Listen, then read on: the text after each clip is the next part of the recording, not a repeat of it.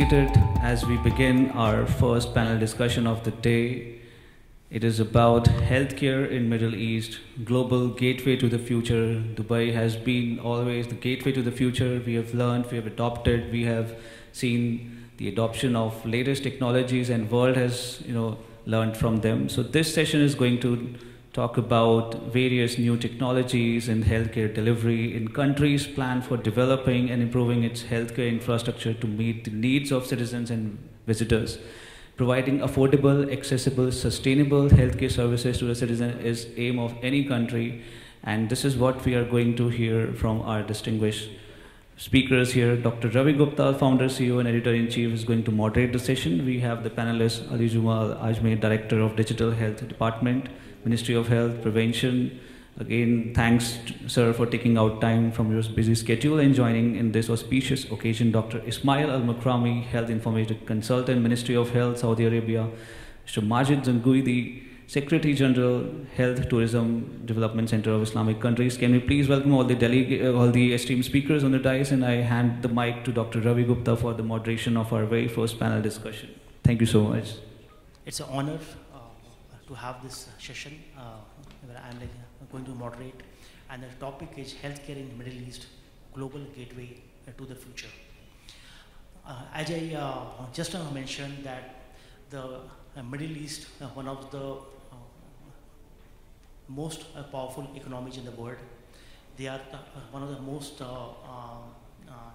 powerful and fastest growing economies in the world. And their strategic importance in terms of bringing the East and the West together is very, very important.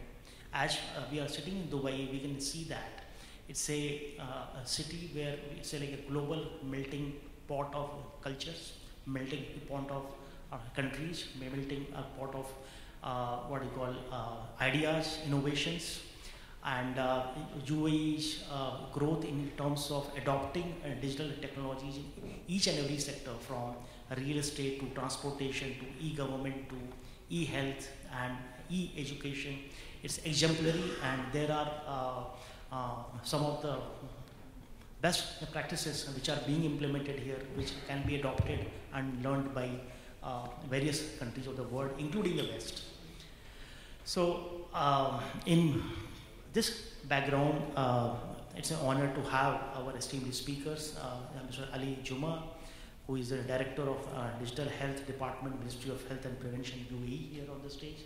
So let me start with the panel with him, and I request him to a bit of elaborate some of the vision which the healthcare department in government of the UAE has, that how do you are visualizing the future growth of the healthcare sector, and especially the digital health sector. First of all, thank you for the question, again for the organizing this. It's, I believe when we started, we started with setting up standards for the medical record. Why? Because we wanted to digitize more of the facilities. And what happened before, and we found that sharing the data, which is the governance of the data, was like a taboo. It's like every facility is saying, this is my data, I don't want to share it, and this is a medical record, it's a privacy of the patient. And we came up with a set of standards within the UAE. One of them is, I believe, the terminology standards, where all the healthcare sectors need to talk into one language.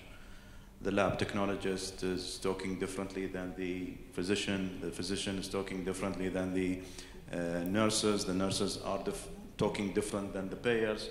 So we gathered all of them. We created the national committee. We wanted to make sure all of them, they talk into one language. So we introduced one document, standards, where all of them, they talk into the same language. And another thing is, we set up a policy where the data privacy is happening, and the data terminologies and exchanging between the facilities is happening. Right now in UAE, if you visited a facility in Dubai, and you went to Ras Al Khaimah or Sharjah or anything, all your medical record is being digitalized, it's being exchanged. with the consent on the privacy of the patients. So no one can, I would say, jeopardize the knowledge and the data that's happening within the facility. And the patient doesn't need to carry on the medical record as it was before, because we wanted to reach an environment that is paperless, it's for sustainable and eco-friendly. So the patient, and also it will enhance the services within the medical record. And so we established this infrastructure. Where do we see in the future? Because this interoperability between the healthcare sector has been achieved. And when the COVID came, we see that we need to go to other sectors. It's not only the healthcare sector. So you will see in the future more that the healthcare sector is going to sectors like the Ministry of Interior. We have a service right now with them that even reading the information, and we know the physician where they are moving to make sure that even the roads and the traffic roads are helping them to reach to the service. So even reading these data is happening. You will see us more into the education. You will see us more into the economy, because it's the digital solutions are going to flourish. They're going to increase. And with the ChatGPT, the AI is coming, and the terminology even of the AI started to come with the healthcare sector. So we can see that the increase of this is going to be more, and we'll have more digital solutions that are coming within the future, especially in healthcare, just to make sure that we reach the example that I mentioned, that one day the, I would say, the citizens of the UAE, they want to have an order, they want to need their services while they're at home, and they want it very fast because the demand is increasing, and the new, I would say, generation, they are more into technology. They will start to leverage, we call it the healthcare gadgets. Everyone is having smartphones, having Fitbit or smartwatch right now. So even these technologies are going to come inside the healthcare, and you will have more products related to the healthcare within these, I would say, healthcare gadgets. Fantastic. You have mentioned some of the very important points, the most important being data sharing, data interoperability, data sitting in silos, and collaboration between the data to get the new insights. And I think that is the foundation for building up a great e-health system, which is useful for the citizens and useful for the policymakers to predict diseases. I think the whole idea of prevention, creating a capability in the healthcare ecosystem so that you are able to predict a disease, predict a like healthcare condition and act upon it, is the whole idea about building a great data insight and data analytics tools. Let me request our next speaker, Dr. Ismaeel, who is the Health Informatics Consultant, Ministry of Health, Saudi Arabia. Just to give you context, Saudi Arabia is building one of the biggest smart cities. We all have heard about NEOM already, and like every day when you read the news, there is something or the other which is mind-blowing being announced by Saudi Arabia in terms of opening up the economy, attracting investments, and building up the new future for Saudi. So in this background, it will be great to listen to Dr. Ismaeel that what is the vision for healthcare of Saudi Arabian government, and how is the Ministry of Health working upon it? Thank you, Dr. Ravi. It's my pleasure to sit beside you and to be hosted by you and your company. Yes, as my brother Ali mentioned, that health information technology does enable us to share data. A couple of years ago, we just used share in social media. They say sharing some photos, some posts, something like that. However, information technology systems, it does help to share the right data with the right person at the right time. So both patients and healthcare providers could get that data at the right time. For example, in COVID-19, even it was so terrible time, and we feel sorry for all these souls left. However, there are some benefits we have got it from this pandemic. Some of the main or highlighted benefits is the enhancement of information technology, systems, applications, all these stuff. For example, in Saudi Arabia, for some time, for a while, it was not allowed for both patients, healthcare professionals, all these people to move, just stay at home. At that time, we use what's called telemedicine, telehealth, teleconsultations. We use plenty of healthcare applications from your home, just by clicking your finger, your mobile, you can get whatever you'd like. We conducted plenty of meetings, daily meetings. It does help us to take rapid decisions at the same time. No need, like before. For example, before, just to collect all these members from different cities, you need to arrange for that meeting for a couple of weeks ago or something like that. However, after COVID or during the COVID period, no. We used to meet every day. We used to get decisions every day. And up to now, all these benefits were enhanced. We still use applications such as Zoom, Microsoft Teams, all these stuff for our daily meetings. We still have these applications we installed in our mobiles, and we still use it in a daily basis. All these benefits, I guess, it resulted from COVID-19, but also it's as a result from using health information technology in the correct way.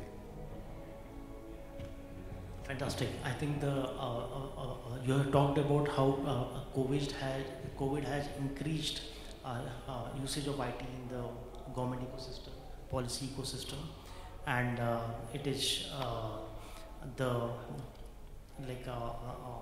some of the people have said that COVID has been the CTO of our company or our organization, that it has accelerated the transformation to a digital organization. Let me request our next speaker from Iran, who is Mr. Majid, who is the Secretary General of Health Tourism Development Center for Islamic Countries, HTDC. Mr. Majid, if you can highlight some of the initiatives of the government of Iran, that how it is implementing or looking at adoption of digital in the health ecosystem, and how it is looking at collaboration with other countries.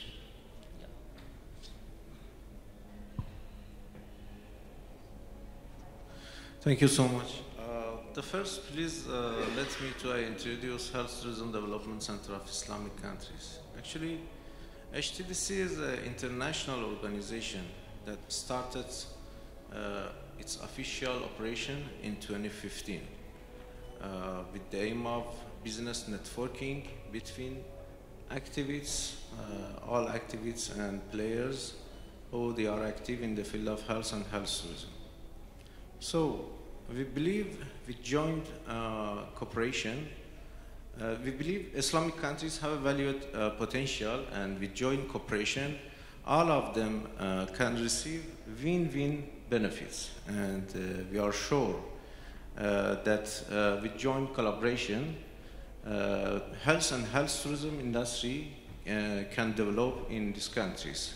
So this is the big vision that we have in HTDC. In HTDC, we have a lot of services and programs during the year in a lot of countries.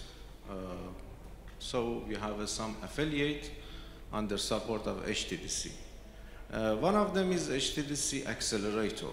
So we support startups and knowledge-based companies that they are active in the field of health and health tourism. We have a lot of services for them. For example, we have advertisement, we have a mentorship programs, and we support them for business model. And of course, we support them so they can find investors and as well as some partners in other countries. We have a big event in the field of technology every year that's name is TS Stars, and we invite a lot of investors and startups, especially from Islamic countries, to this event. Another affiliate is HTDC Academy. So we have some training workshops for all health and health tourism activists. We have online and in-person workshop and training. So all of activists in the field of health, they can join to these workshops, and of course we have some facilities for our members. Another affiliate is HTDC magazine. That this is official magazine of HTDC, and we promote hospitals, clinics, medical tourism, and medical equipment companies, as well as startups in this magazine. And we have HTDC events office. During the year, we have a lot of exhibitions and conferences, business networking meetings. For example, we have three big events in Iran. One of them is International Health Congress of Islamic Countries. That the 6th edition of this event will be in November in Tehran. Another is IPH, International Private Hospitals Congress and Exhibition, that we focus about exchange knowledge and training in this event. And we have another event that's name is Wellness Tourism Congress and Exhibition. That we have the 1st edition of this event this year for September in north of Iran. We have some business networking meeting in other countries. For example, in Dubai, we have a business networking meeting during Arab Health. And we do it this year, last year with support of Borjul Holding and Health Authority. We have the same event in Oman during Oman Health, and we have a plan to organize such event in Qatar, in Kazakhstan, and Turkey. And we have some virtual business networking meeting between, for example, African and Islamic countries and European and Islamic countries. And we are supporting partners in a lot of events in India, in Turkey, in Europe, in Africa, in Ethiopia, in Tunisia, in Nigeria. So, finally, we have HTDC accreditation, that this is new affiliate of HTDC. So you should know that in HTDC, we focus about networking and branding, and we believe that Islamic countries have a very huge potential, and we should promote it for around the world.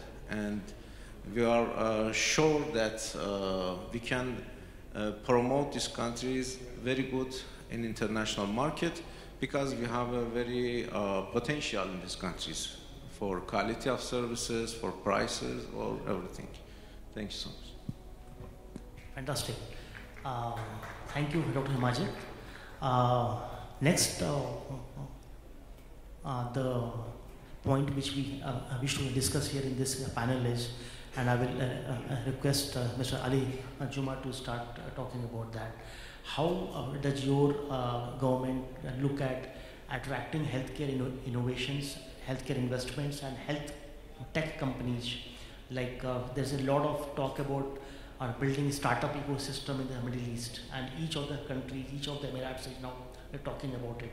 They are building incubators, accelerators, and there is a digital future program being launched by each of the countries. So how does that agenda of building a digital future of the Middle East aligned with the building the digital health ecosystem? How these two ecosystems collaborate with each other? Well, basically is we have believe that it has to be this win-to-win situation. So usually, how do we manage, I would say, national initiatives? Is the government cannot do it alone. Usually they do partnership with private sector. One example is we have a framework for the public and private partnerships. And this framework, it's been governed and documented within our website. It's coming from the UAE cabinet and its Ministry of Finance also, because it has to be sustainable. So, and it has to touch at the national level. So every citizen, usually in healthcare, every citizen within the UAE, it has to be touched. So any initiative when you are presenting, and it has to be public and private partnerships, it has to touch everyone within the healthcare sector. One good example is what happens during the COVID. It's, I remember when the PCR was introduced, it was from a small company startups. And we did it as a national level, and then immediately Pure Health came up from there. It was a small company with a number of employees, about like 5, and now right now it's becoming like an empire. And why? Because we did this public and private partnership. We started with the labs, and after the labs, immediately another initiative came up. Another initiative is from the ministry. We wanted to create a data repository for the pharmaceutical industry, because we wanted to make sure that we can read the industry, the pharmaceutical, because we wanted to know what are the needs, what are the strategic stock, and what we want to. So the medicine, it touches everyone within the country. So we wanted to come up with a digital solution, and that digital solution will give us the full idea about what is our needs, and the private sector is engaged into this. They are the one who's handling the delivery. They take the market share from the cake, and we also take from the market share, because it's a public-private partnerships. And we can see, especially in the healthcare sector, more partnerships are coming, and it's increasing. The initiative that I mentioned, Ra'ayati, which is My Care, it is the National Unified Medical Records, where the digitalization of the medical records across the whole country. It was done by public-private partnerships. It's private sector is doing it. The government cannot do it alone. It has to be collaboratively with everyone. And this is the collaboration that we do within our private sector. Right now, in numbers, we have almost 3,000 facilities that are engaged within the medical record. They can exchange the data between each other. And we collected more, I think the 90,000 physicians can access the wealth of 2 billion clinical data. This is like a huge number, which benefits also the citizens and the government at the same time. Right now, we're trying to create more incubators. It's from, especially in the healthcare sector. It's not going to be the pharmaceutical only. And the medical record only. No, it's going to increase even more, because data is so beautiful. The more that you collect, is you think you reach to that level, and you see that no, I need more opportunities that are coming. And the good thing is our private sector, which is almost like 70%. Once we set up these standards, they started to co-op with these standards. And they are very collaborative, and that's how we manage the COVID-19. Because the private sector is ready. You will see more right now as we certify digital health solutions. We started with the EMRs. Right now we have almost 19 EMRs are certified, and we give them these incentives that we publish them in our website. Why? Because I've seen one of the events. EMR solutions, they market themselves also. They see that we are certified from the ministry, and they see this is our logo and link within Ministry of Health. So even the investor who's going to come in the future to open a facility, they will see the UAE cloud EMRs that are certified, and they can open a facility the next day by subscription, because this is the future. We wanted to make sure it's much easier, it's open market for any investor that is coming, and they can open and provide the service within the healthcare sector.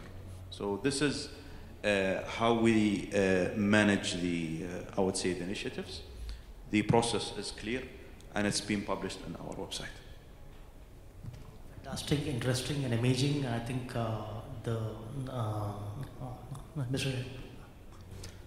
Ali Juma and his department deserves a big applause for taking these initiatives to actually collaborate with the private sector and the startup sector, where a lot of innovations are happening, and they are looking at opportunities for collaboration with the government. So it's good to see that government has opened up its data and its platforms to collaborate. Let me request Dr. Ismaeel from the Ministry of Health, Government of Saudi Arabia, that how is this startup sector evolving in your country, and how is each of the government has a digital agenda, digital future agenda, and how is that vision aligning with the healthcare digital agenda? So how these two agendas converge, collaborate? I see. Let's go from a fact we started this morning. Health information technology, it does help to improve healthcare services. It does help both patients and healthcare providers. As we believe on that, as we believe on the importance of technology, we could enable all capabilities and potential resources to gain that goal. For example, in Saudi Arabia, we have 2030 vision. One of the main goals of that vision related to the healthcare is to implement electronic health records at each facility. The situation there in Saudi Arabia, we have plenty of healthcare providers. We're talking about more than 5 healthcare providers. The main one is the Ministry of Health, the public. But also we have private sector, we have military forces sector, we have university hospitals, we have also special healthcare centers and special authorities, hospitals. All these people, you should to involve them under an umbrella and to have your strategy towards your e-health, 2030 e-health strategy. And that's what happened in 2018. The government launched what's called e-health strategy, or National e-health strategy 2018. Under this strategy, different initiatives, even we are talking about the governmental, from other healthcare sectors, or also private sector or investors. Investors, you are talking about both companies and individuals. For example, plenty of software programs were adopted by the government. Someone like me, like you, whoever, start this application up to some limit, the government believe it does help, so they just buy it from him by some way and built on it. So all our compass is towards the goal of 2030 vision, it toward the e-health strategy 2018, which in general improve the quality, reduce the cost. As much as we can, keep balance and keep our eyes on that target as much as we are in the right way. So yeah, plenty of facilities were provided by the government, as we talked last night. Plenty of loans, plenty of initiatives were adopted by the government, by private sectors, by people, just to achieve that goal. One more point about startup ecosystem in your country, and how is it collaborating with the health departments? If you have any inputs on that, you have accelerators or incubators, stuff like that. Yes. I see. There are plenty of initiatives as well in this part of collaboration between both startups, projects, softwares, companies, and also different healthcare providers. As we say, as it does help the main goal or under the umbrella of e-health strategy as much as it would see the light and as much as it will show promise in the future.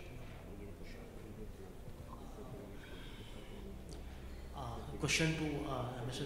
Majid regarding the similar ecosystem, like how it is evolving in Iran, if you can talk about the ecosystem of startups, incubators, accelerators, and how do they collaborate with the Ministry of Health or the healthcare ecosystem, the healthcare providers, private sector also.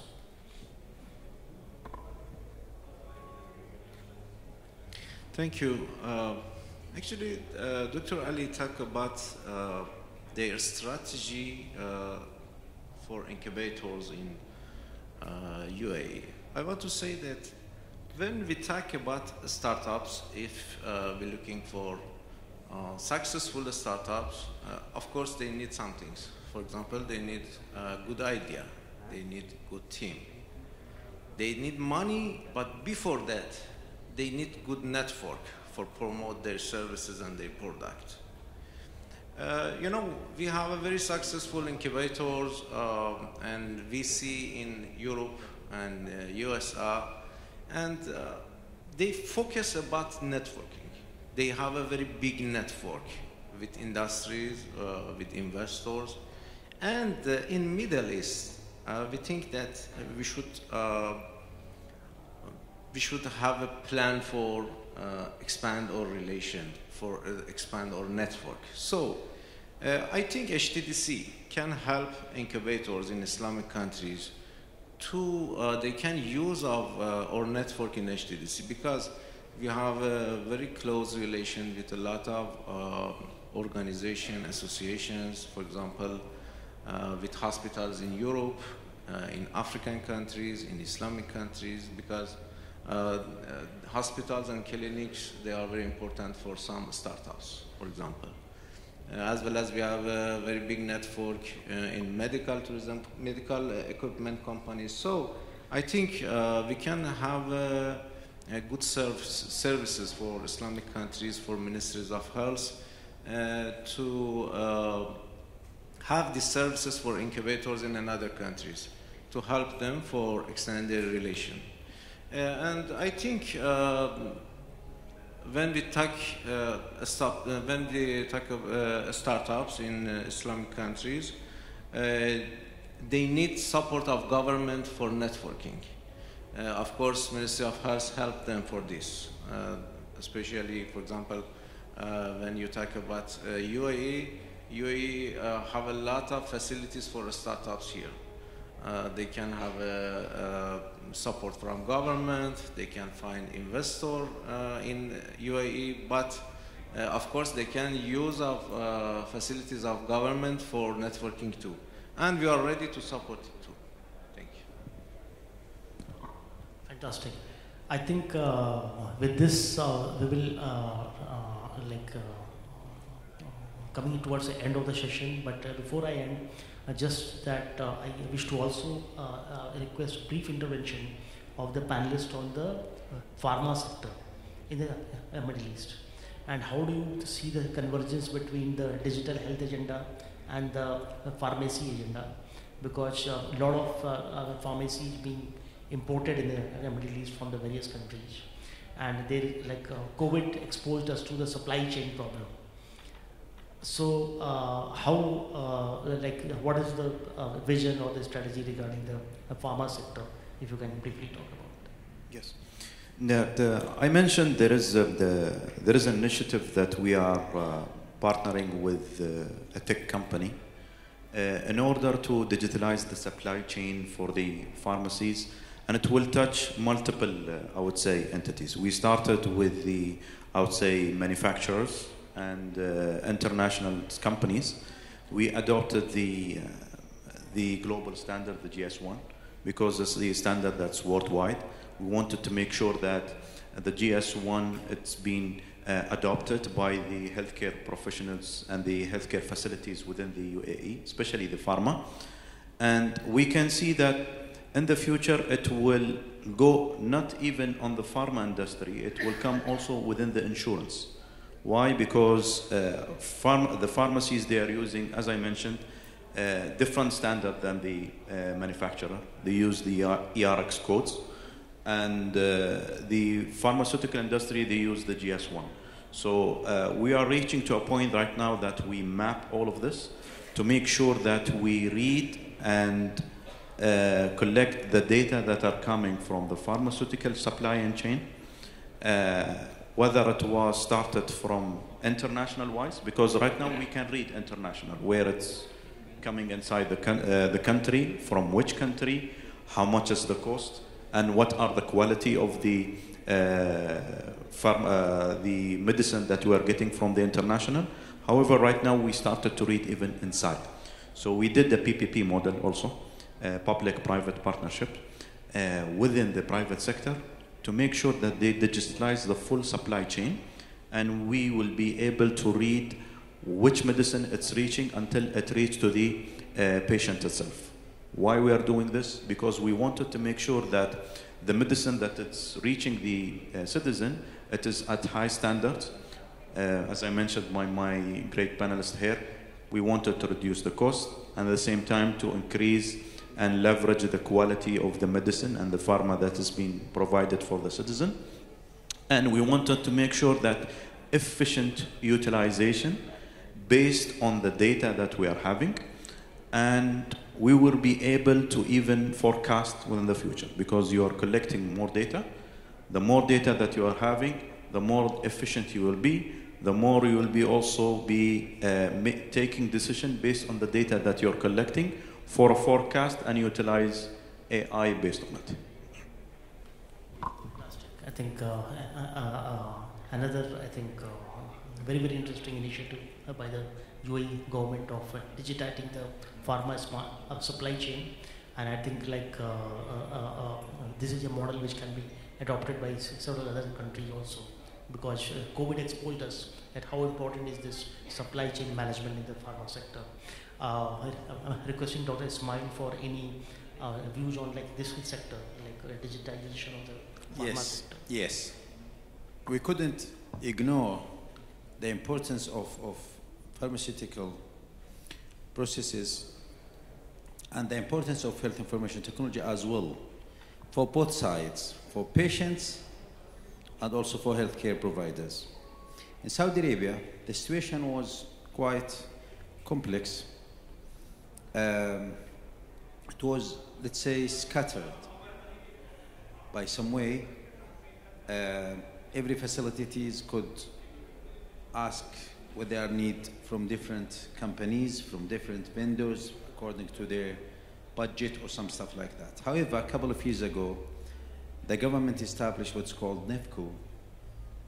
It's a government holding company. It's the only one who is responsible for making contracts with vendors, different companies, check the quality of the medicines or all other treatments to be distributed among healthcare providers in Saudi Arabia. That's from one side. The other side also, now the patients, the people as well, they could check, they could get all needed details about some medicine from its origin.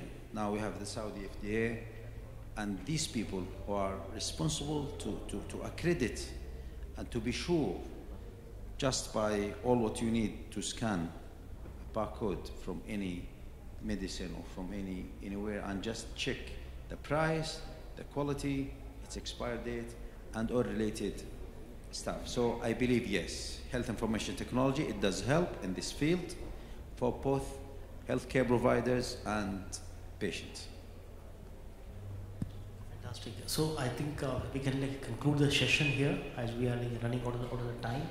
And I thank our esteemed speakers for giving amazing perspective, amazing insights about the various healthcare initiatives which are happening in the GCC region. Thank you so much, and it was an honor for me to moderate this session. Thank you. Thank you. It's our pleasure. Thank you so much.